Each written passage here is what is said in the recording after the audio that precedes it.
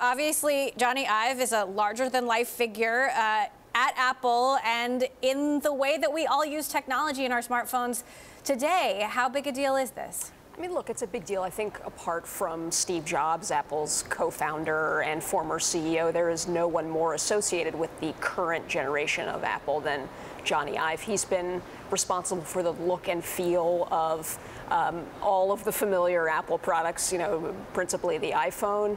He was very heavily involved in Apple Park, the new Apple headquarters design. So, I mean, it's a big miss given how important he has been to Apple's recent history and its resurrection from kind of near bankruptcy. That said, as someone who's covered Apple for many, many years, over the last 2-3 years, we've been asking the question, how involved is Jony Ive still? Certainly when he took a little bit of a break to focus on the headquarters, that was a question a lot of folks were asking.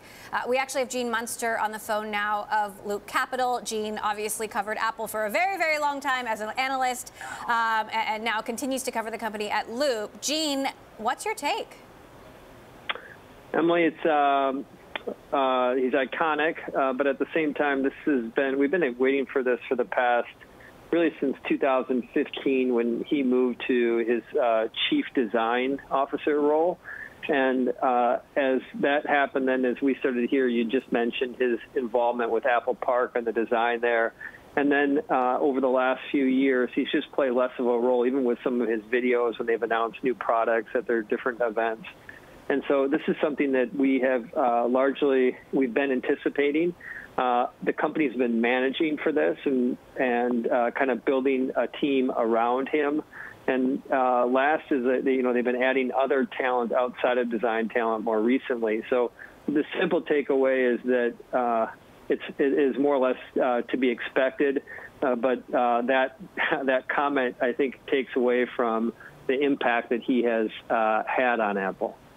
Right, certainly he's had a hand in all of Apple's most popular, most iconic products in the last couple of decades. You wonder if he'll still be narrating those videos at the Apple events. His voice is also quite memorable. Shira, the question has been asked over the last months and years, can Apple still innovate? Does Apple still have what it takes? Can Apple do the next big thing? Can Apple do that without Jony Ive? Well, look, I wonder if this departure signals the end of this sort of cult of the designer at Apple, right? People who obsess over every bezel and the look of the home button. Then I think it's clear that the future of technology is not in hardware, but in software, in artificial intelligence, in the sort of Internet of Things, in interactions of computing into the fabric of daily lives, maybe without even interacting through hardware. And so I think this is now the era of software and not the era of hardware that Jony Ive obviously specialized in. Emily, Gene, if I can jump in there, let me just address that thought too. Absolutely agree that we're in the age of the era of software and that AI has an impact.